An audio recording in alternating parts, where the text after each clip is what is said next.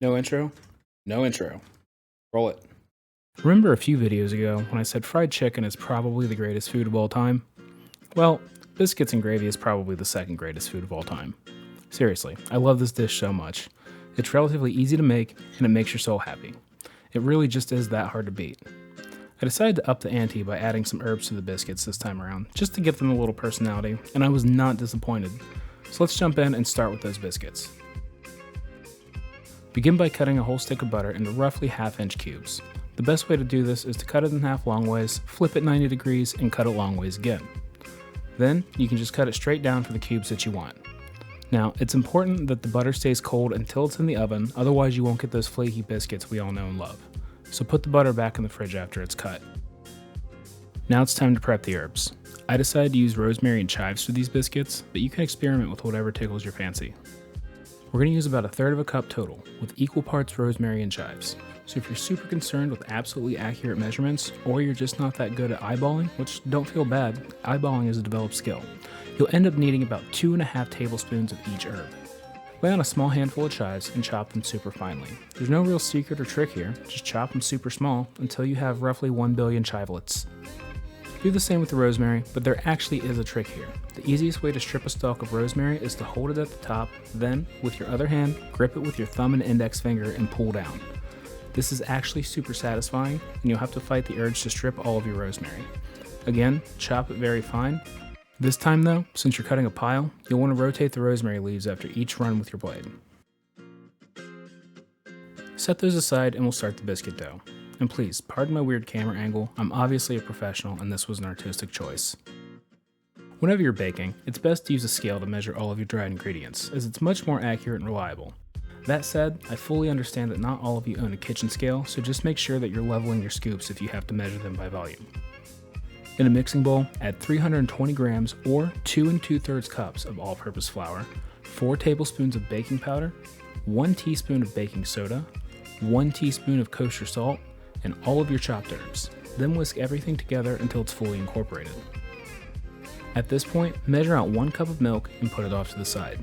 Add the butter to the dry mix and begin working it in with your hands until the mixture is coarse and there are bits of butter throughout. Try to work quickly though, you want your butter to stay relatively cold. Oh, and you can also use a pastry cutter, like the one I'm using here, if you have one.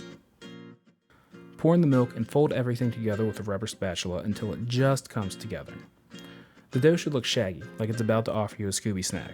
Like, zoinks. Lightly flour your work surface and turn the dough onto it.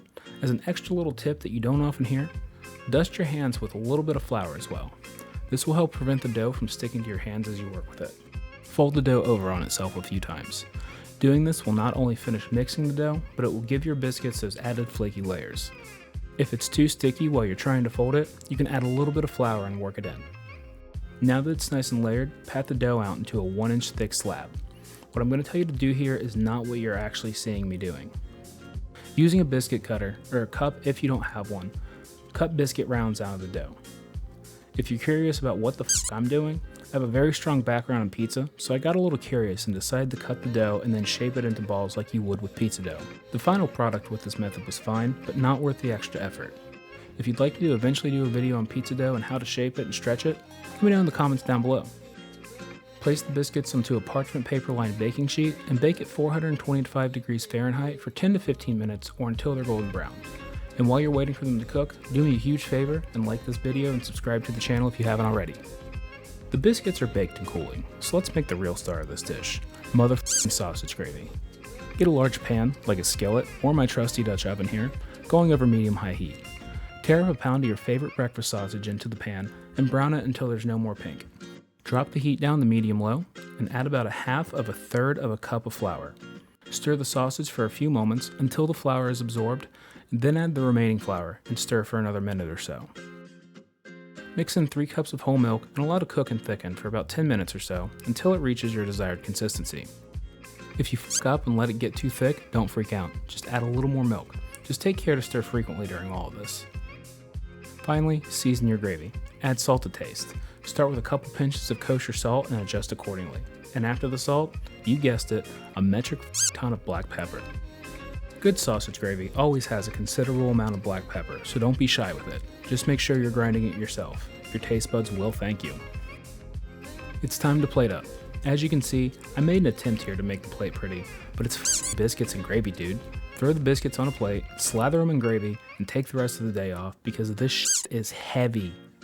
Biscuits and gravy are best enjoyed on the couch while watching me at twitch.tv/launchpadcooks, so go follow my channel now before you forget. And after you finish your plate, go ahead and unbutton your pants because you and I both know you just ate way too much and now everything feels a little too tight. Anyway, enjoy.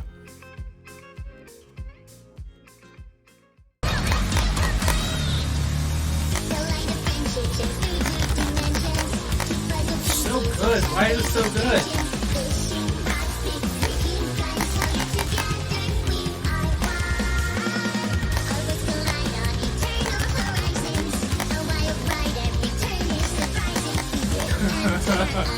This was it.